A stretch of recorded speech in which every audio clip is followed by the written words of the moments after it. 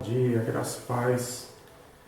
Bom, hoje nós teríamos nosso momento de escola bíblica, mas as circunstâncias ainda não nos permitem nos reunir. Então eu gostaria de compartilhar contigo um texto que está lá na segunda carta de Paulo aos Coríntios, no capítulo 4, verso 16 ao verso 18.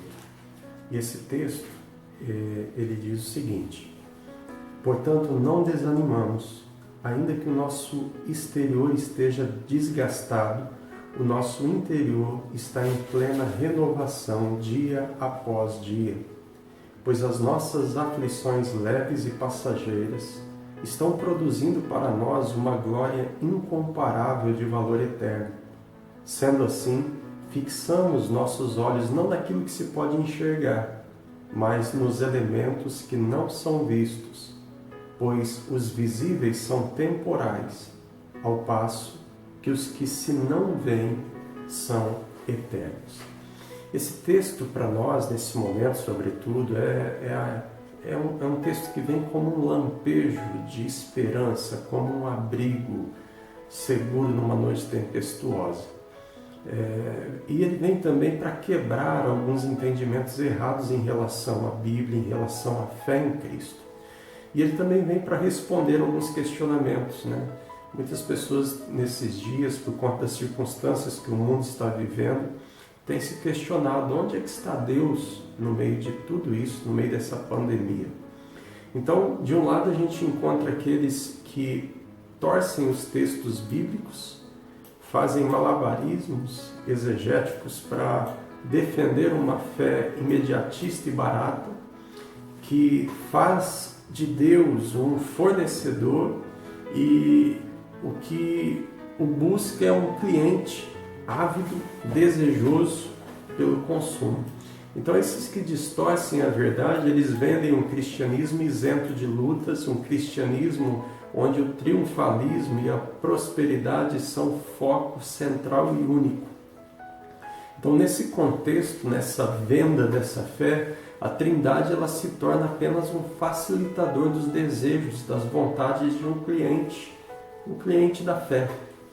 E nesse contexto, templos lotam, né? Quando a propaganda anuncia, venha, seus problemas financeiros serão extintos, venha e as lutas desaparecerão, venha e traga a sua indulgência, nós garantimos a cura da sua doença, a resolução do seu problema. Então os lugares muitas vezes têm se enchido nos nossos dias por conta desse evangelho que não é o evangelho da palavra, né? E isso é lamentável porque infelizmente nós temos gente boa, pessoas boas sendo arrastadas por esses que têm usado da Bíblia, usado de um púlpito para falar de um evangelho que não é o evangelho da graça de Deus. E o que esse texto, afinal, tem a nos orientar acerca dessas coisas todas? Esse texto, meu querido, ele ensina que nós não estamos isentos, imunes ao dia mau. Esse texto nos ensina que é mentira anunciar o evangelho à prova de dificuldades, como muitos têm anunciado. O apóstolo Paulo, ele está dizendo que ele não desanimava, embora as aflições afetassem todo o seu corpo. A Bíblia está deixando claro para nós que nós não estamos imunes ao dia mau. Ela também está nos dizendo que, mesmo passando por aflições, em Cristo nós somos renovados dia a dia. Ele diz aí no verso 16, por isso não desanimamos, pelo contrário, mesmo que o nosso homem exterior se corrompa, contudo o nosso homem interior se renova de dia em dia. O nosso homem exterior aqui é o nosso corpo. O nosso homem interior é o nosso espírito. Então o texto bíblico está nos dizendo que o nosso corpo se cansa, que o nosso corpo adoece, o nosso corpo envelhece, mas o nosso espírito em Cristo amadurece, se fortalece, se renova. O tempo, óbvio, que o tempo ele vai minando a nossa força, ele mina o nosso vigor, os cabelos embranquecem, as dores, os problemas de saúde aparecem, as marcas das lutas do passado e do presente marcam a nossa fisionomia, as rugas vêm. Mas não há rugas no nosso espírito, não há fraqueza em nossa alma. Enquanto o homem exterior se corrompe, o interior se renova. Então, na mesma proporção que o corpo se enfraquece, o espírito fortalece. O texto nos diz, no verso 17, diz o seguinte: pois as nossas aflições leves e passageiras estão produzindo em nós, para nós, uma glória incomparável de valor eterno. Então as aflições são reais, elas não desaparecem com palavras positivas, como algumas pessoas dizem. As aflições são reais, são pesadas, são contínuas, mas o apóstolo nos chama a atenção ao olhar para elas da perspectiva da eternidade. Nós precisamos olhar pelo prisma da eternidade. Sob a perspectiva da eternidade, essas lutas são leves e momentâneas. E por que elas são? A Bíblia está nos convidando aqui para deixarmos de pensar num mundo de faz de conta, onde se nega a existência da dor, da perda, onde se nega o fato de haver angústia sim frente aos problemas, e olhar do ponto de vista da eternidade.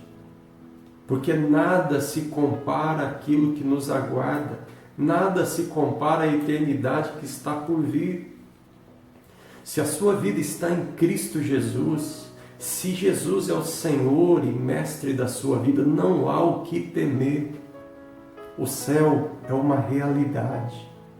Nós temos tribulações hoje, mas no futuro nós estaremos na glória. Agora, nesse momento, há choro, há dor, há preocupações, mas a Bíblia diz que Deus enxugará dos nossos olhos toda a lágrima. Então a tribulação, por mais pesada, por mais constante, se comparada com o que nos aguarda, ela se torna leve e momentânea. Essa glória que nos aguarda, ela supera toda a dor do presente. Então eu convido você a passar a observar o seu redor, lembrando do que lhe aguarda em Cristo, lembrando da eternidade em Cristo.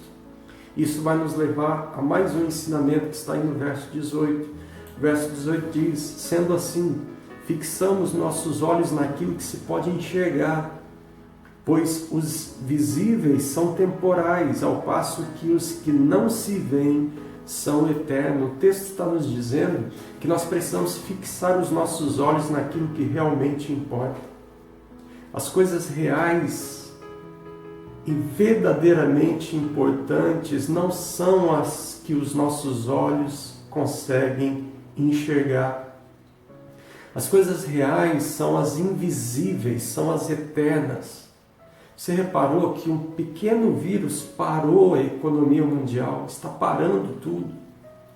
Está colocando as grandes potências de joelho, as maiores economias da Terra estão preocupadas. Um pequeno vírus nocauteou a ciência, nocauteou a tecnologia, tudo parou. Um pequeno vírus levou a uma igualdade jamais vista.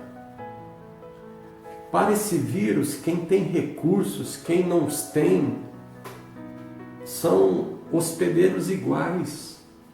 Ricos, pobres, não importa a cor, não importa a nacionalidade, não importa o grau de cultura, de conhecimento. Com um sopro, tudo desmorona.